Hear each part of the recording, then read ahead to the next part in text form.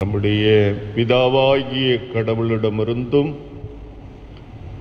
கர்த்தராகிய இயேசு கிறிஸ்துவிடமிருந்தும் இந்த மாதத்தின் முதல் நாள் காலை பொழுதிலே உங்கள் யாவருக்கும் கிருபையும் சமாதானமும் பெருகக்கடவது. ஆமென். இன்றைய தினம் இந்த மாதத்தின் முதல் நாளாக இருக்கிறபடியால் இந்த மாதத்துக்குரிய வாக்குத்தத்தத்தை உங்களுக்கு அறிவிக்க விரும்புகிறேன். ஏசாயா தீர்க்கதரிசியின் புஸ்தகம் 52ஆம் அதிகாரம் 12ஆம் வசனத்தின் பின்பகுதி. கர்த்தர் உங்கள் முன்னே போவார், இஸ்ரவேலின் கடவுள் உங்கள் பின்னே வந்து காப்பார். கர்த்தர் உங்கள் முன்னே போவார், இஸ்ரவேலின் கடவுள் உங்கள் பின்னே வந்து காப்பார். ஜெபிப்போம். நல்ல கடவுளே, நன்றியோடு நாங்கள் உம்மை துதிக்கிறோம், நன்றி செலுத்துகிறோம். 2015ஆம் ஆண்டை எங்களுக்கு தந்த இந்த ஆண்டினுடைய முதல் மாதத்தை வெற்றியோடும் மகிழ்ச்சியோடும் முடிக்கத்தக்கதான கிருபையை தந்தி ஸ்தோத்தரிக்கிறோம். இந்த 2வது மாதத்தின் முதல் நாள் காலையில தேவ சமூகத்திலே வந்து உம்முடைய வாக்குத்தத்தங்களை பெற்றுக்கொள்ளவும் உம்முடைய ஆலோசனைகளை சிந்திக்கவா எங்களுக்கு கிடைத்த வாய்ப்புக்காக ஸ்தோத்திரம். இந்த நாளிலும் ஆவிக்குரிய வாழ்க்கையில நாங்கள் வளருவதற்கு ஏதுவாக ஆண்டவர் எங்களுக்கு தருகிற ஜீவனுள்ள வார்த்தைகளை, ஆலோசனைகளை கருத்தோடும் கவனத்தோடும் கேட்கவும் கீழ்ப்படியவும் உணர்வுள்ள இருதயத்தை எங்களுக்கு தார். எங்களை தாழ்த்துகிறோம். எங்கள் ஆண்டவர் இயேசுவின் மூலம் வேண்டுகிறோம் பிதாவே, ஆமென். கிறிஸ்துக்குள் அன்பான்களே, இந்த நாளுக்குரிய தியான பகுதி நாம் வாசித்த நிருப பகுதி. அப்போஸ்தலனாகிய பவுல் கொரிந்தியருக்கு எழுதின முதல் நிருபம் 8ஆம் அதிகாரம் 1 முதல் 13 வரை. அதில் முதல் வசனத்தையும் 12, 13வது வசனங்களையும் நான் வாசிக்கிறேன். விக்கிரகங்களுக்கு படைக்கப்பட்டவைகள் சம்பந்தமாய் நம் எல்லாருக்கும் அறிவு உண்டென்று நமக்கு தெரியும். அறிவு இருமாப்பை உண்டாக்கும். 12ஆம் வசனம், சகோதரருக்கு விரோதமாய் நீங்கள் இப்படி பாவம் செய்து அவர்களுடைய பலவீன மனசாட்சியை புண்படுத்துகிறதினால் கிறிஸ்துவுக்கு விரோதமாய் பாவம் செய்கிறீர்கள். ஆதலால் போஜனம் என் சகோதரனை இடறி விழச் செய்தால் என் சகோதரன் இடறி விழாதபடி நான் என்றென்றைக்கு மாம்சம் புசியாமல் இருப்பேன் என்பது. அன்பான்களே, குடும்பத்தில், திருச்சபையில, சமூகத்தில் சிக்கலான நேரங்கள் வருவதுண்டு. சிக்கலான நேரங்களில் குடும்பத்தை அல்லது ஸ்தாபனத்தை நடத்துகிறவர்கள் தீர்க்கமான முடிவுகளை எடுக்க வேண்டும்.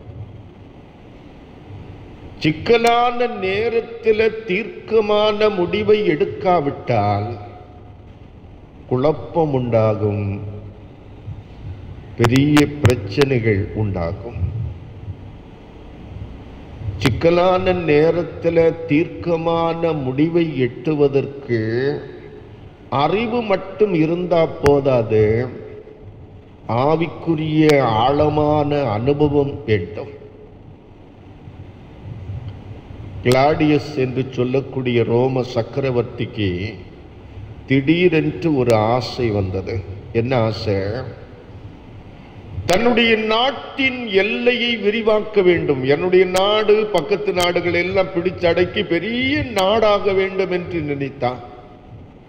அதுக்காக இளைஞர்கள் எல்லாரையும் கட்டாயமாக இராணுவத்தில் சேரும்படி சொன்னான். அதோடு நிறுத்திவிடவில்லை. இனி கொஞ்சம் வருஷத்திற்கு ஆண்கள் யாரும் திருமணம் பண்ணக்கூடாது என்று அரசியல் சாசனத்தை மாற்றி தேசிய சட்டமாக மாற்றினான். No marriage. திருச்சபை பார்த்து கொண்டிருந்தது. திருமணம் கடவுளால் ஏற்படுத்தப்பட்டதாய் இருக்கிறபடியினால் இதை மறுப்பதற்கு யாருக்கும் உரிமை இல்லை. ஆனா திருச்சபை வாய்மூடி கொண்டிருந்தது. அரசாங்கத்தை எதிர்த்தால் பெரிய விளைவுகளை சந்திக்க வேண்டியது இருக்கும் என்று சொல்லி திருச்சபை அமைதியாக இருந்தது. ஒரு கத்தோலிக்க பாதிரியார், அவருடைய பெயர் வேலண்டின், அவர் யோசித்தார், அரசனா இருக்கட்டும், பெரிய தலைவனா இருக்கட்டும், கடவுள் ஏற்படுத்தின ஒரு ஏற்பாட்டை மறுத்து பேசுவதற்கு யாருக்கு உரிமை இல்லை. ஆகையினால் அவர் தன்னுடைய பிரசங்கத்தில் இதற்கு மறுப்பு தெரிவித்தார். திருமணம் ஆக விரும்புகிற இளைஞர்களை தன்னுடைய வீட்டு அறையிலே கொண்டு வந்து மெழுகுத்திரி வெளிச்சத்திலே திருமணம் நடத்தி வைத்தார். அது அரசாங்கத்துக்கு போனது, அரசனுடைய காதுகளில் விழுந்தது. அரசன் அவனை கொலை செய்தார். அந்த பெரிய மனிதர் மரித்த பிப்ரவரி 14 தான் இன்றைய இளைஞர்களுடைய காதலர் தினம். எத்தனை பேருக்கு இது தெரியுமா என்னவா? ஒரு விசுவாசியினுடைய வீர மரணம் தான் சரித்திரத்திலே ஒரு பெரிய தாக்கத்தை உண்டு பண்ணினது. இரண்டாவது உலக மகா யுத்தம் நடந்த போது ஹிட்லர் சொன்னாரு, யூதர்கள் தான் ஜெர்மன் தேசத்தை பாழாக்கி கொண்டிருக்கிறார்கள். அவங்க ஜெர்மன் தேசத்தை மட்டும் பாழாக்கல்ல, இயேசுநாதரையே சிலுவையில் அறைந்தது அவங்கதான். ஆகையினால் அந்த இனத்தை வேரோடு அழிக்க வேண்டும் என்று சொன்னான். நாசிசம் என்று சொல்லக்கூடிய அவனுடைய கொள்கைக்கு அடிப்படை என்னவென்றால் யூதர்களை வேறறுப்பது. 60 லட்சம் யூதர்களை ஈவு இரக்கமில்லாத முறையில கொண்டு போட்டார். திருச்சபை பார்த்து கொண்டுதான் இருந்தது. பான்காஃபர் என்று சொல்லி ஒரு லுத்தரன் போதகர் அவருக்கு எதிராக குரல் கொடுத்தார். கொலை கர்த்தருக்கு விரோதமானது. இனத்தின் பெயரால், மொழியின் பெயரால் ஒரு இனத்தை அழிப்பதற்கு யாருக்கும் கடவுள் உரிமை கொடுக்கவில்லை. இயேசு கிறிஸ்து சிலுவையில் அறையப்பட்டது கடவுளுடைய விருப்பம், சித்தம். அவர் ஒப்புக்கொடாமல் இருந்திருந்தால் அவர் யாரும் சிலுவையில் அறையத்திருக்க முடியாது. ஆகையினால் ஹிட்லர் கடவுளுக்கு விரோதமாக பேசுகிறார் என்று சொல்லி பான்காவர் தன்னுடைய செய்தியிலே தெளிவாக எடுத்து சொன்னார். அதுக்காக பான்காவர் கொல்லப்பட்டார். இவைகள் எல்லாம் சரித்திரங்கள். வேதம் சொல்லுகிறது, கர்த்தருடைய பிள்ளைகள் கர்த்தரை ஆராதிப்பது மட்டுமல்ல, கர்த்தருடைய வசனத்துக்கும் சித்தத்துக்கும் மாறான காரியங்களை பார்க்கும்போது தீர்க்கமாக குரல் எழுக்க வேண்டிய கடமையும் நமக்கு உண்டு. அதைத்தான் இந்த நாளினுடைய திருமறை பகுதியில வாசிக்கிறோம். கொரிந்து பட்டணம் பல்முனை கலாச்சாரங்கள் உள்ள பட்டணம். பல இனத்தவர்கள், பல மொழியை சார்ந்தவர்கள், பல கலாச்சாரங்களை சார்ந்தவர்கள் அங்கே இருக்கிறார்கள். ஆனா கிரேக்கர்களும் ரோமர்களும் பெருமளவில் இருக்கிற அந்த பட்டணத்தில் ஒரு பழக்கம் இருக்கிறது. என்ன பழக்கம்? கிரேக்கர்கள் தங்களுடைய வீட்டிலே சமைக்கிற மாமிசமாய் இருந்தாலும் அதை தங்களுடைய கோயில்ல கொண்டு போய் படைத்து விட்டு அதை எடுத்து வந்துதான் வீட்டிலே சமைப்பார்கள். தாங்கள் புசிக்கிற மாம்சத்தை தெய்வங்களுக்கு, தெய்வ விக்கிரக கோயில்களிலே படைத்து விட்டு கொண்டு வந்து சமைப்பது வழக்கம். அது மாத்திரமல்ல, சில வேளைகளில தேசிய அளவில் ஒரு வழிபாடுகள் நடக்கும். குறிப்பாக ஏதாவது ஒரு திருவிழா என்று எடுத்துக்கொள்ளுங்கள். அப்ப எல்லா விக்கிரக கோயில்களையும் ஏராளமான மாம்சத்தை படைத்திருப்பார்கள். இவைகள் எல்லாம் அவரவருடைய தேவை போக மீதிய கடைகளில் கொண்டு வந்து விற்பாங்க. பலி செலுத்துவதாக இருந்தாலும் பலியில ஒரு பகுதியைத்தான் தீயில இட்டு எரிப்பார்கள், மீதி பகுதியை வீட்டுக்கு எடுத்துட்டு போவாங்க. நிறைய இருந்தா கடைகளில் கொண்டு வந்து விற்பாங்க, இதை மற்றவர்கள் வாங்கி சாப்பிடுவாங்க. இப்போ ஒரு கேள்வி வருகிறது. என்ன கேள்வி?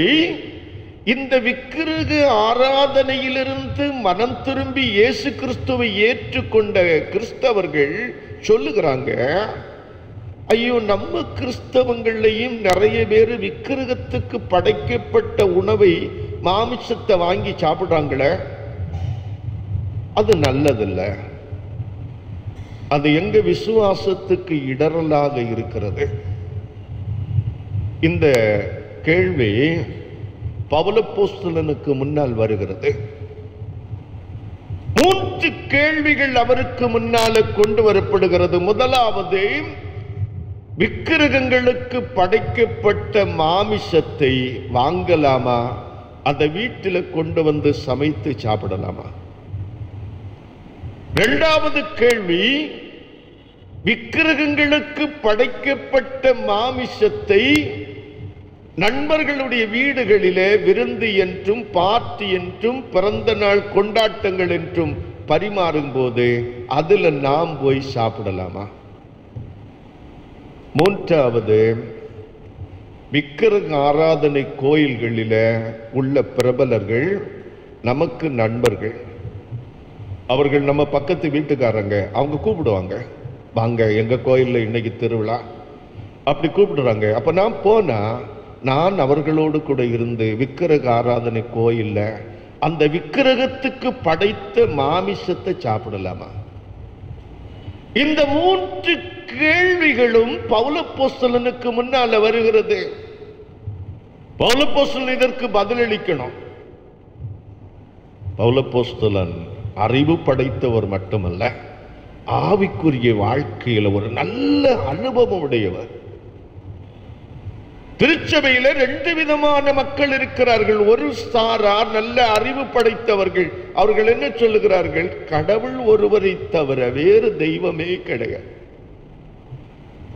ஆண்டவர் ஒருவர்தான் கடவுள். சங்கீதம் 115 4 முதல் 8 வரையிலும் உள்ள வசனங்களிலே அதுதான் சொல்லுகிறது. அவைகளுக்கு வாயிருந்தும் பேசாது, கையிருந்தும் தடவாது, காதிருந்தும் கேட்காதே, விக்கிரகத்தை செய்கிறவர்களும் விக்கிரகத்தை போல இருப்பாங்க. விக்கிரகம்னா ஒண்ணும் கிடையாது, வானத்தையும் பூமியும் படைத்த ஒரே ஒருவர் தான் கடவுள், வேற கடவுள் கிடையாது. அப்படின்னா விக்கிரகத்தில் என்ன சக்தி இருக்க முடியும்? இரண்டாவது, உபாகமம் 10ஆம் அதிகாரம் 17ஆம் வசனம் சொல்லுது, உன் கடவுளாகிய கர்த்தர் ஒருவரே கர்த்தர், அவர் தேவாதி தேவனும் கர்த்தாதி கர்த்தருமா இருக்கிற எல்லா தேவர்களுக்கு மேலானவர் ஒரே கடவுள், ஆண்டவர் தான். கொலோசியர் 1ஆம் அதிகாரம் 16ஆம் வசனம், ஒரே கடவுள் நமக்கு உண்டு, அவருடைய குமாரன் இயேசு கிறிஸ்து, அவர் மூலமா எல்லாவற்றையும் கடவுள் உருவாக்கினார். அப்ப விக்கிரகம் என்பது பேசிக்கலி ஒண்ணுமே கிடையாது. ஆகையினால அறிவில்லாமல் அந்த மக்கள் விக்கிரகத்துக்கு முன்னால கொண்டு போய் உணவை வைக்கிறாங்க, நாம சாப்பிடல, என்ன தப்பு? இப்படி அறிவான கிறிஸ்தவர்கள் சொல்லுகிறார்கள், அறிவு படைத்த கிறிஸ்தவர்கள் சொல்லுகிறார்கள், எதையும் சாப்பிடலாம், புசிக்கலாம், குடிக்கலாம், எதையும் செய்யலாம், அதுல என்ன பிரச்சனை? கடவுள் ஒருவர் தானே, விக்கிரகம் ஒண்ணும் இல்லை. அறிவில்லாம அவங்க இப்படி விட்டு வழங்குகிறார்கள், இப்படி சொல்லிக் கொண்டிருக்கிறார்கள். ஆனா பலவீனமான மக்கள், அதாவது நான் சொன்ன விக்கிரக வழிபாடுகளிலிருந்து மனம் திரும்பி இயேசு கிறிஸ்துவை ஏற்றுக்கொண்ட கிறிஸ்தவர்கள் சொல்லுகிறார்கள், ஐயோ இதெல்லாம் பெரிய பாவம், இது எங்களுக்கு இடரலாக இருக்கிறது. பவுலப்போஸ்தலன் இதற்கு 4 தீர்வை சொல்லுகிறார். முதலாவது, விக்கிரக ஆராதனை கர்த்தருக்கு விரோதமானது. விக்கிரக ஆராதனையை நேரடியாகவோ மறைமுகமாகவோ எந்த கிறிஸ்தவர்களும் ஆதரிக்க வேண்டாம். பவுலப்போஸ்தலன் சொல்லும்போது சொல்லார், விக்கிரக ஆராதனைக்கு விலகி ஓடுங்கள். ஒரு மரத்தினால் ஒரு உருவத்தை செய்து வைத்து அதுக்கு கடவுளுடைய அந்தஸ்தை கொடுத்து வழிபடுவது மட்டும் விக்கிரக ஆராதனை அல்ல, பொருளாசையாகிய விக்கிரக ஆராதனை. வயிறுதான் தெய்வம் என்று நினைக்கிறவங்களுக்கு வயிறுதான் விக்கிரகம். பொன் பொருள் அந்தஸ்து என்று சொல்லி எதை மனுஷன் அதிகமாய் நம்பினாலும் அன்பு செலுத்தினாலும் பயப்பட்டாலும் அது விக்கிரகமாகிவிடும்.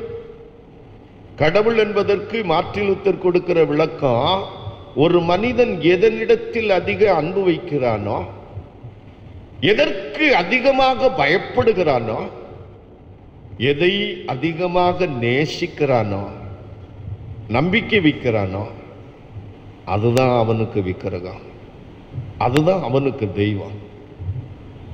ஆகையினால் விக்கிரகம் என்பது ஒரு பொருள் மட்டுமல்ல, பல விக்கிரகங்கள் இருக்கிறது. எல்லாவித விக்கிரகங்களையும் நீங்கள் விட்டு விலகி ஓட வேண்டும். விக்கிரக ஆராதனை என்பது கர்த்தருடைய பிள்ளைகளுக்கு விரோதமானது, எதிரானது, கர்த்தருக்கு விரோதமானது.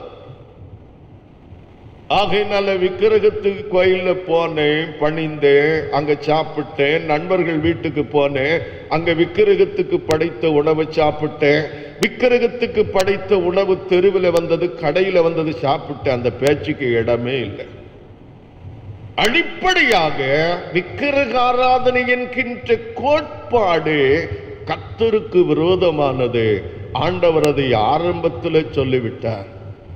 என்னுடைய நாமத்தில் எந்த உருவத்தையும் நீ செய்ய வேண்டாம், அதை நமஸ்கரிக்க வேண்டாம். வானத்திலாகிலும் பூமியிலாகிலும் பூமியின் கீழே உள்ளவைகளாகிலும் எவைகளுக்கு இணையாகவும் எந்த சொரூபத்தையும் நீ வணங்கவா, அதை சேவிக்கவும் வேண்டாம். இரண்டாவது பவுலப்போஸ்தலன் கொடுக்கிற விளக்கம் என்ன தெரியுமா? ஒரு கிறிஸ்தவன் தான் செய்கிற எந்த செயலாயிருந்தாலும் அது அடுத்த சகோதரனுக்கு நன்மை பயக்கின்றதாக இருக்கணும், பக்தி விருத்தி உண்டாக்கக்கூடியதாக இருக்கணும். நாம் புசித்தாலும் குடித்தாலும் எதை செய்தாலும் ஆண்டவருக்கு நன்மையாக மகிமையாக செய்யணும். நம்ம உடன் விசுவாசிகள் இருக்கிறாங்களே, அவங்களுக்கு பக்தி விருத்தியா இருக்கணும். எனக்கு ஒரு பழக்கம் இருக்கிறது, என்னுடைய மனசாட்சி சொல்லுகிறது அது சரிதான், அதுல ஒன்றும் பெரிய தப்பு இல்லை. ஆனா அது என்னை பார்க்கிற ஒரு பலவீனமான விசுவாசி இருக்கிறானே, என் உடன் சகோதரன், என் சகோதரி, அதை பார்த்து இடறுகிறதா இருந்தால் அதை செய்ய எனக்கு உரிமை இல்லை. என்னுடைய சுதந்திரம் எதுக்கு? இன்னொருவன் கிறிஸ்துவை அதிகமாய் நேசிப்பதற்கு, அதிகமாய் அறிந்து கொள்வதற்கு நான் என்னுடைய சுதந்திரத்தை அதிகமாய் பயன்படுத்தி பலவீனமான ஒரு விசுவாசியினுடைய சுதந்திரத்தை கெடுத்தேன்னா, விசுவாசத்தை அழித்தேன்னா, என்னுடைய சுதந்திரத்தினால ஒரு பயனும் இல்லை.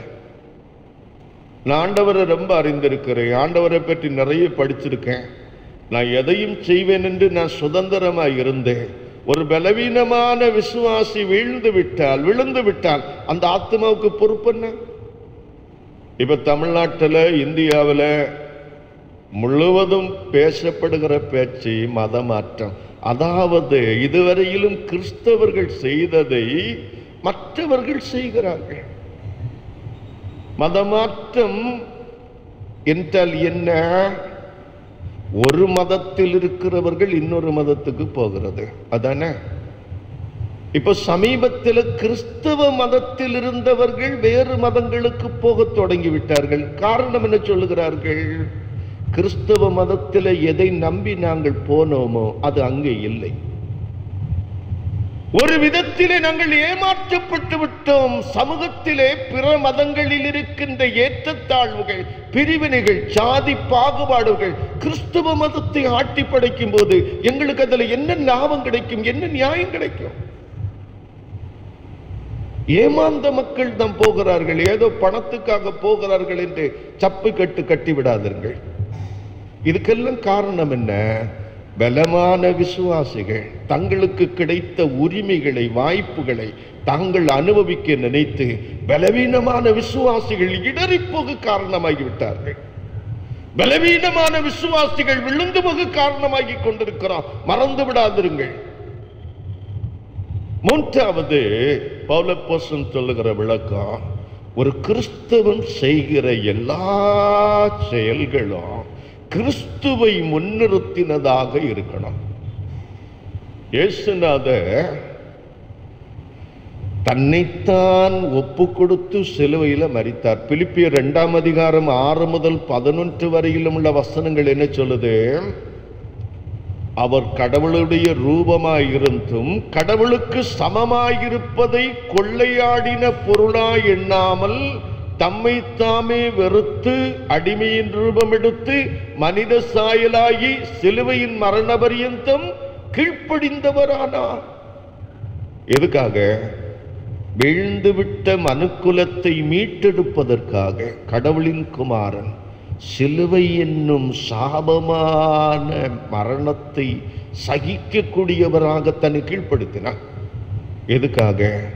மற்றவர்கள் ரட்சிக்கப்பட வேண்டும் என்பதற்காக. தன்னை இழத்தல் என்பது கிறிஸ்துவின் சிந்தையாக இருக்கிறது.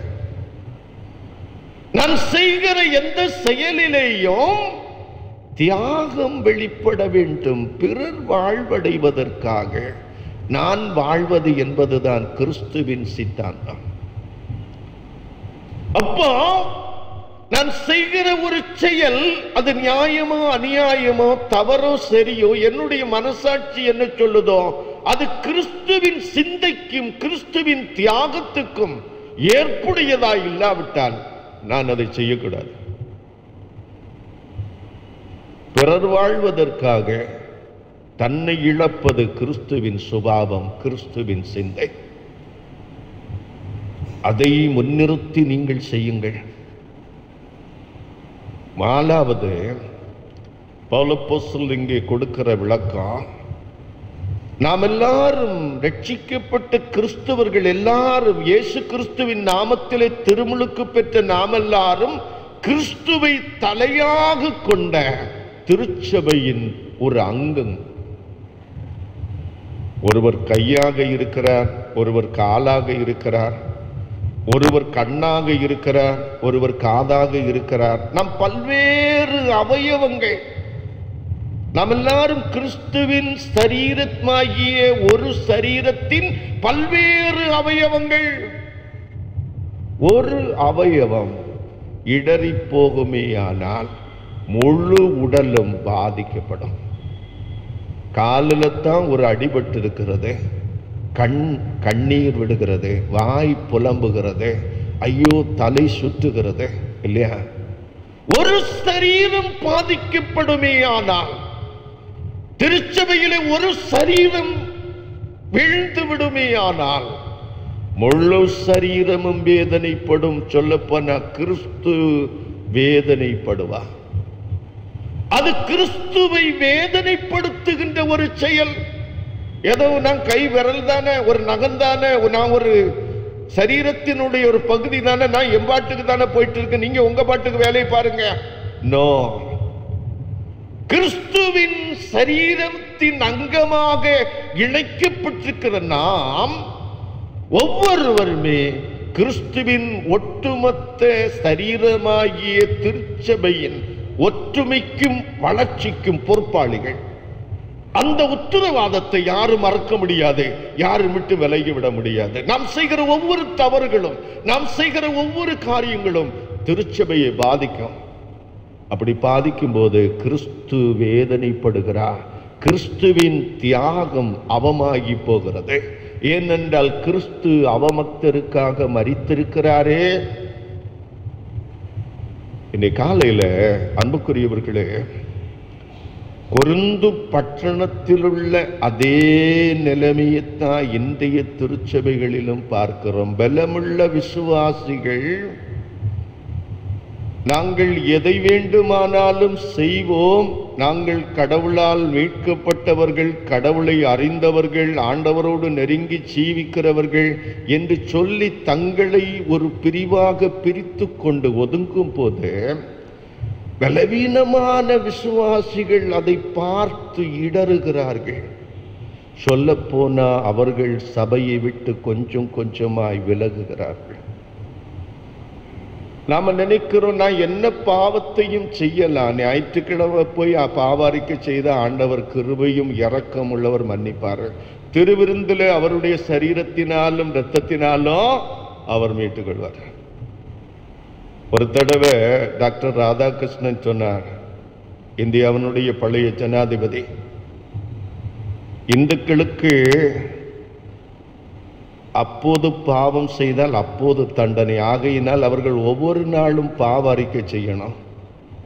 கிறிஸ்தவர்களுக்கு அப்படி அல்ல, 6 நாள் செய்துவிட்டு 7வது நாள் கொண்டு போய் கொடுத்தா போதும், அவங்க கடவுள் 7 நாள் பாவத்தையும் சேர்த்து மன்னித்து விடுவார்.